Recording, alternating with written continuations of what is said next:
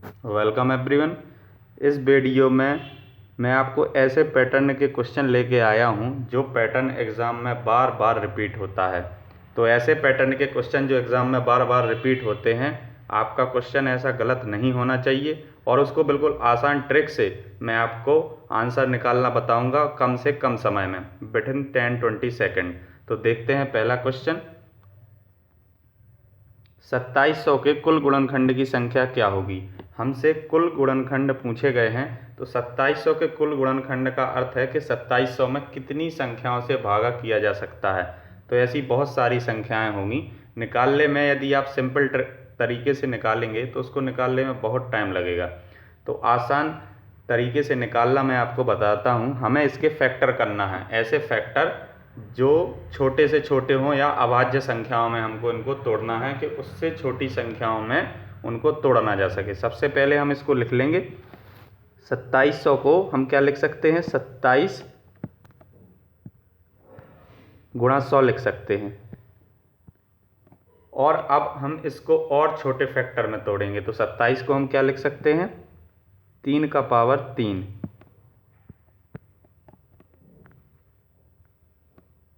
और 100 को हम क्या लिख सकते हैं, 25 गुणा 4। इसको हम जितने छोटे फैक्टर में तोड़ सकते हैं हम तोड़ लेंगे।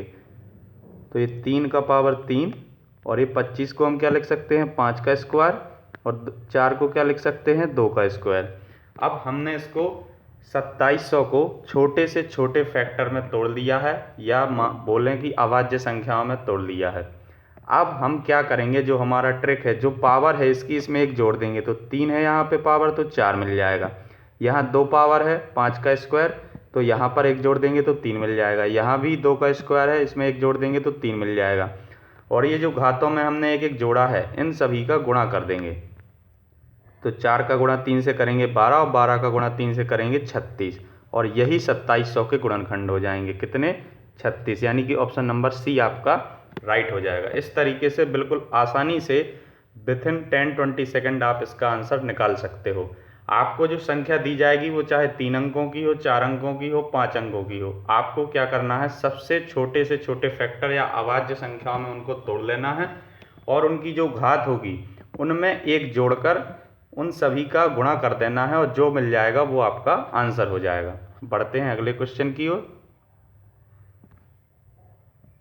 एक वर्गाकार मैदान घास को एक गाय कितने दिन में चलेगी यदि वह प्रतिदिन समान रूप से 25 मीटर स्क्वायर क्षेत्र को चलती है तथा मैदान 30 मीटर लंबा है। इस क्वेश्चन को बिल्कुल आसान तरीके से बनाना मैं आपको बताऊंगा। उससे पहले यदि आप चैनल पर नए हैं तो चैनल को सब्सक्राइब कर लें, जिससे कि आगे जो भी वीडियो मैं अपलोड करता हूं उसका नोटिफिकेशन आपको मिलता रहे। और यदि आप क्षेत्रफल या इससे पहले जो मैंने गुणनखंड का क्वेश्चन कराया है उसका अलग से वीडियो देखना चाहते हैं, कंप्लीट वीडियो, तो इस वीडियो के डिस्क्रिप्शन में मैं लिंक दे दूंगा, वहां जाके आप कंप्लीट वीडियो देख सकते हैं। मैंने बहुत सारे क्वेश्चन का प्रैक्टिस भी कराया हुआ, एकदम बेसिक से बताया हुआ है। इस प्रश्न में हमसे बोला गया है कि वर्गाकार मैदान है, तो आपको सबसे पहले समझना होगा कि वर्ग का मतलब होता है जिसकी चारों भुजाएं बराबर होती हैं।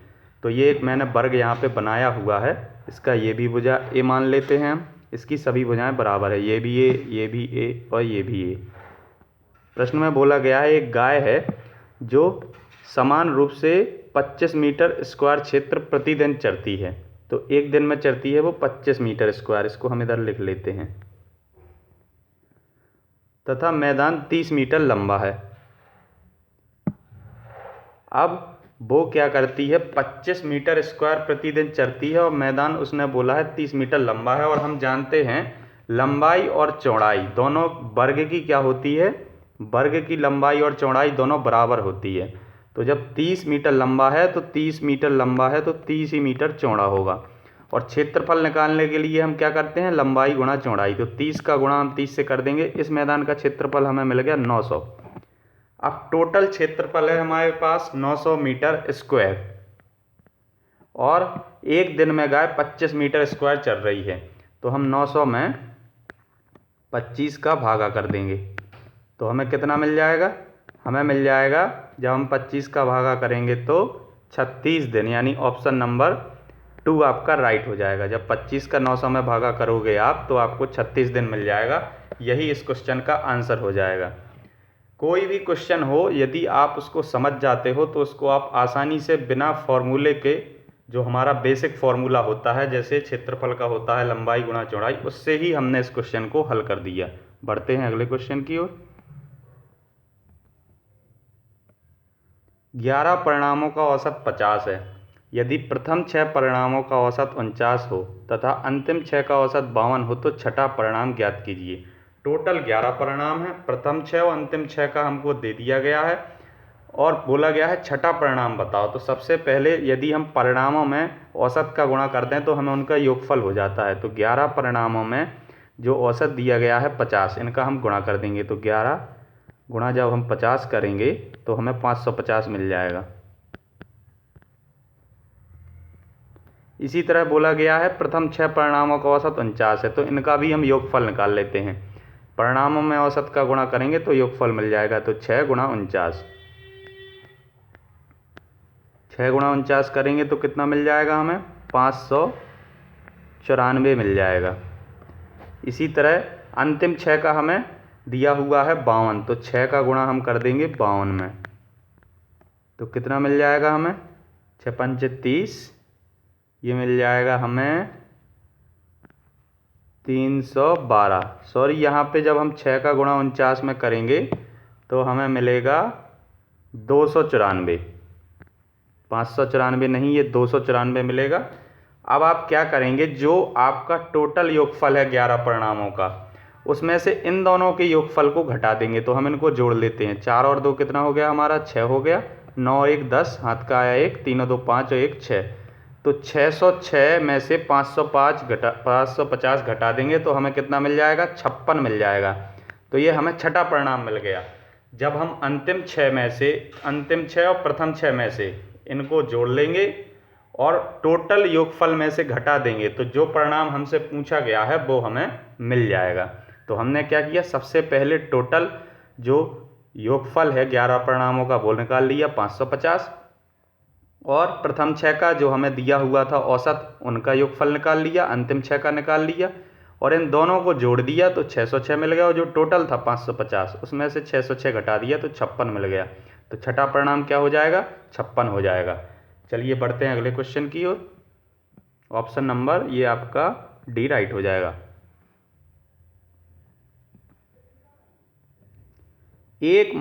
पांच मकड़ी 5 जाल 5 दिन में बनाती है, तो एक मकड़ी एक जाल कितने दिन में बनाएगी?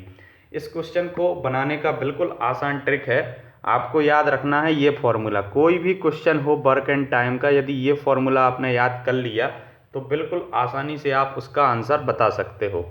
यहाँ पर एम क्या है, उस कार्य में कितने लोग लगे हुए हैं, चाहे वो मकड़ी हो, आदमी हो, पुरुष हो, बच्चे हो, कितने दिन किया, कितने घंटे किया और कितना काम किया।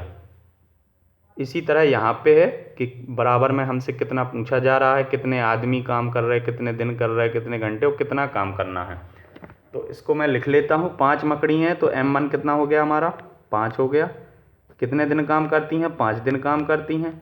और हमें ये नहीं दिया गया कितने घंटे वो काम करती हैं, तो हम क्या कर लेंगे, इनको बराबर मान लेंगे, इनको क्रॉस कर देते हैं। H1 और H2 ये बराबर घंटे काम करते होंगे। जब हमें दिया नहीं गया है तो हमें बराबर मानकर चलना है। और 5 जाल बनाती हैं तो कार्य कितना हो गया? 5। इसी तरह यहाँ पर M2, यहाँ पर एक मकड़ी है और हमें ये निकालना है कि कितने दिन में जाल बनाएगी, तो उसको x मान लेते हैं। और कितना जाल बना रही है? एक जाल बना रही है। तो यहाँ 5 से 5 कैंसिल, एक का x में गुणा करेंगे एक ही आएगा। तो आप क्या करेंगे, एक से एक कैंसिल है ऐसा भी समझ सकते हैं। x बराबर हमें 5 मिल गया। ये 5 से 1 5 यहाँ पे कैंसिल हो गया तो x बराबर 5 ही बचा। तो एक मकड़ी एक जाल 5 दिन में बनाएगी। ऑप्शन नंबर डी आपका राइट हो गया। यदि आपको समझ में नहीं आया है तो पॉज करके आप इसको एक बार फिर से समझ सकते हैं, थोड़ा सा बैक होके। हमें जो दिया गया है, एक कंडीशन पहले दी हुई होती है कि एक काम करने में कितने दिन और कितना समय लगा और कितने लोग लगे। उसी तरह हमें इक्वल करके दूसरी तरफ पूछा जाता है। एक वैल्यू अननोन होती है तो उसको हम कुछ भी मान लेंगे और जो दिया हुआ है उसको सीधा सा आपको इस फॉर्मूले में पुट करना है, आपको आंसर मिल जाएगा। बढ़ते हैं अगले क्वेश्चन की ओर। 20% तथा 5% के दो क्रमवार बट्टे किस एकमात्र बट्टे के समतुल्य हैं? ये क्वेश्चन एसएससी एग्ज़ाम 2010 में पूछा गया था।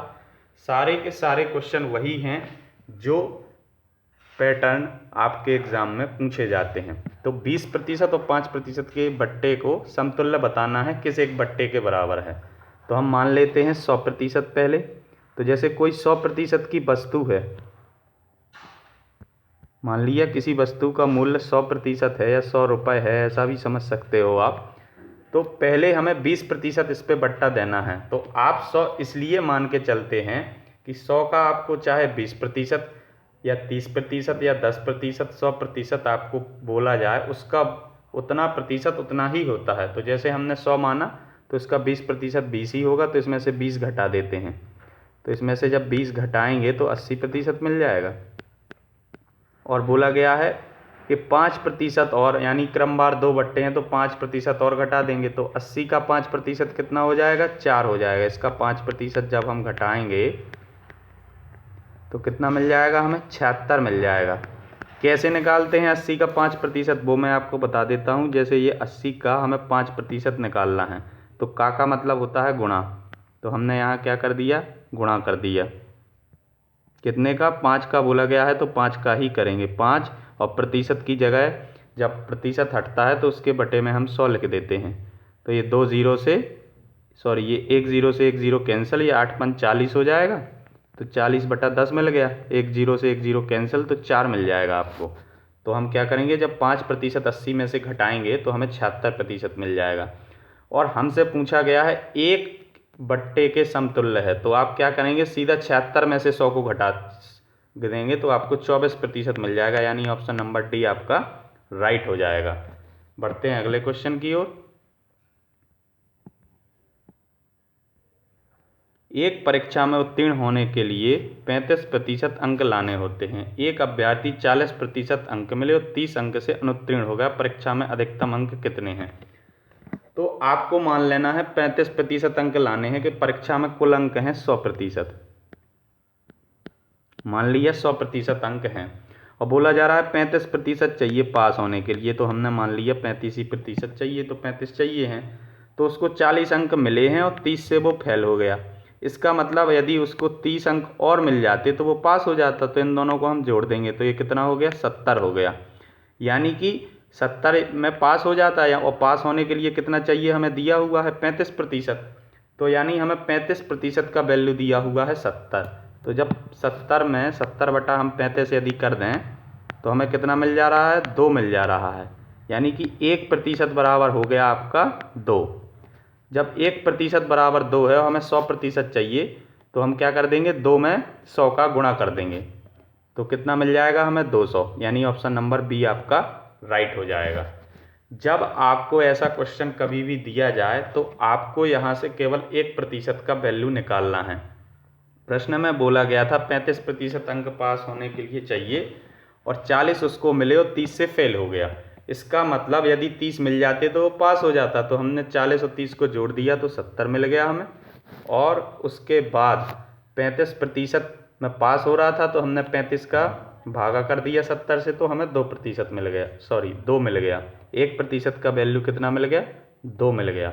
और जब 1% का वैल्यू हमें 2 मिल गया तो हम क्या करेंगे? 100% हमने पहले ही मान के चले थे कि उस परीक्षा में पास होने के लिए चाहिए। तो जब 1% का वैल्यू हमारे पास 2 है तो 100% निकालने के लिए यहाँ हम 100 से गुणा कर देंगे और यहाँ भी 100 से गुणा कर देंगे। तो इस तरीके से 200 आपको आंसर मिल जाएगा। देखते हैं अगला क्वेश्चन। 58976 के वर्ग में इकाई का अंक क्या है? तो ऐसे क्वेश्चन में आपको याद रखना है हमेशा कि आपको इतनी बड़ी संख्या का वर्ग नहीं करना है। आपको केवल जो आखिरी डिजिट है 6, उसका आपको वर्ग करना है। और इसमें जो इकाई का अंक मिले, इसमें क्या है? इकाई का अंक 6 है, तो इसका आखिरी अंक लेंगे हम। कोई भी संख्या हो उसका आखिरी अंक लेंगे, उसका वर्ग कर देंगे तो कितना मिल गया? 36। और इसमें जो इकाई का अंक आया इसके वर्ग में क्या आया? 6 आया। यही इस क्वेश्चन का आंसर हो जाएगा। चाहे जितनी बड़ी संख्या हो, उस संख्या का आखिरी अंक लेना है या इकाई का अंक लेना है, उसका स्क्वायर करना है। किया हमने, 36 मिल गया। और उसके बाद इसमें जो इकाई का अंक है यही इसका आंसर हो जाएगा। और यदि आपने अभी तक चैनल को सब्सक्राइब नहीं किया है तो चैनल को सब्सक्राइब कर लें, जिससे आगे जो भी वीडियो मैं अपलोड करता हूँ उनको आपको उनका नोटिफिकेशन मिलता रहे। मिलते हैं अगले वीडियो में।